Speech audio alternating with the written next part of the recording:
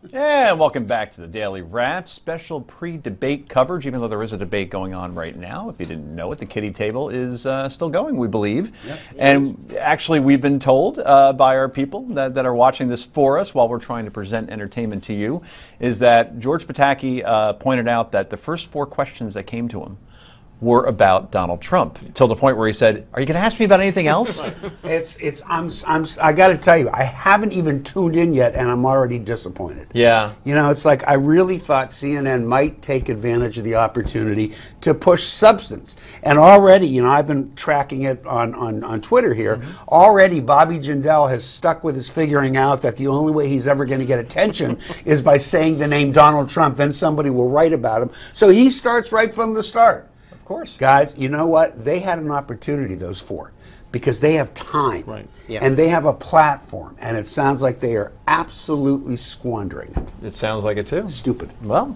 Lindsey Graham actually... It's Republicans for you, man. Yeah, I get my stop it. Lindsey Graham actually is going off at 66-1 to win the nomination. You know who he's trailing? This is by London bookmakers. Yeah.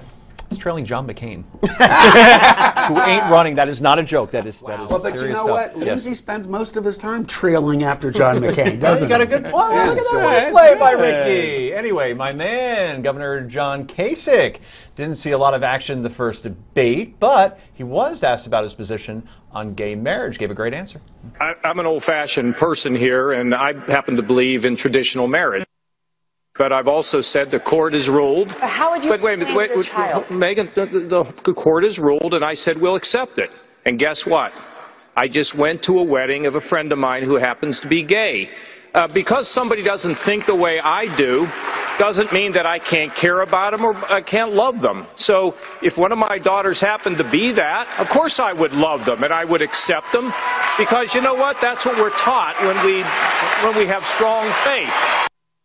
Before you weigh in, anybody weighs in, you heard the crescendo of people cheering and clapping, right? Because that was in Ohio, and obviously home court advantage for Mr. Kasich. All that said, tonight they're not allowed to cheer, and they're not allowed to boo, and it's only going to be about 500 people, like John Bachman pointed out. The poor man probably doesn't have a chance. He suffers from being rational. Oh. No, he does have a chance, and that was about sensible. more than Ohio. That was about more than Ohio, and it helps to answer Rick's question from before about why Huckabee is not the darling of the evangelicals. Because evangelicals, contrary to what most non-evangelicals think, are not all fire and brimstone. They are actually the embodiment of what John Kasich did on that stage. He believes in tradition. He believes in traditional marriage. He also believes in loving your neighbor. He also believes there's a dignity in other views that you don't share. That doesn't mean you should be silent in the face of them. It just means you don't have to slaughter the opposition because you happen to disagree. Joe, do you agree with Rick in terms of the fact that is his view... Right. You don't even have to hear the question.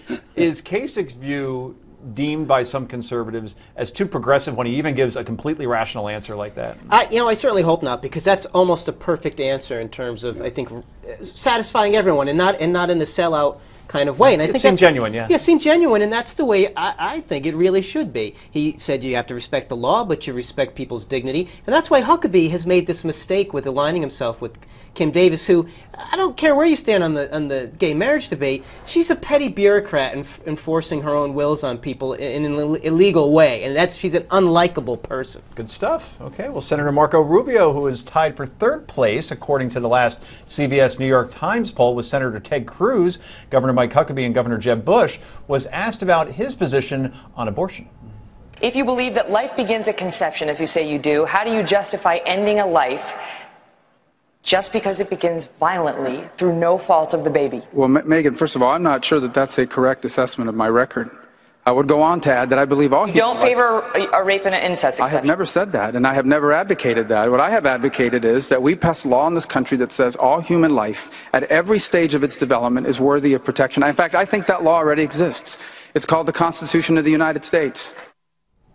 All right, Rick, I had Rubio winning the last debate, and then he sank slowly, didn't get any momentum out of it whatsoever. What does he have to do? It's so interesting. If you close your eyes, I actually did this.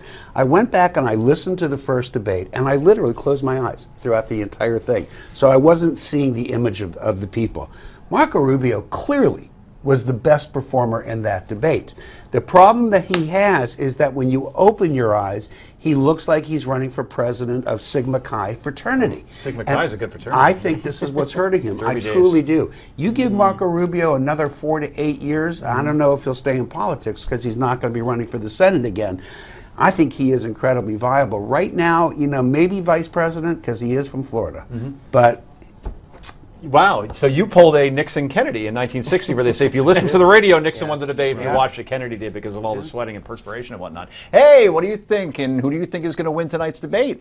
Let us know by going to newsmaxtv.com/comments. Also, be sure to tune in tonight, 10 p.m. Eastern, live debate coverage. You can weigh in, and the debate coverage is incredible. We got Ben Carson, we got Dick Morris, we got Rick Unger. What more could you want?